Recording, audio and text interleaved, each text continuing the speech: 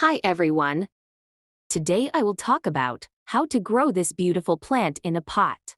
70% garden soil, 20% vermicompost, 5% neem cake, 5% eggshell powder should be mixed together to prepare potting soil. 8 to 16-inch pot should be selected for the plant. This plant can be propagated by cuttings. The best time to grow this plant by cuttings is the rainy season. It's a very hardy plant, so this plant does not need any special care. Just be careful that water does not accumulate in the container. If water accumulates at the base of the plant may die. Do not water the plant if the soil in the pot is wet.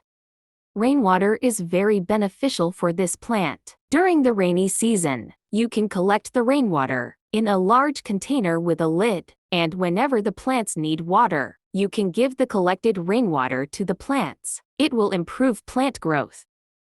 This plant does not need much fertilizer. Twice a year, some amount of vermicompost or any kind of organic fertilizer should be mixed in the soil of the pot. You can give homemade liquid fertilizer twice a month. As a result, the plant will get a lot of nutrients.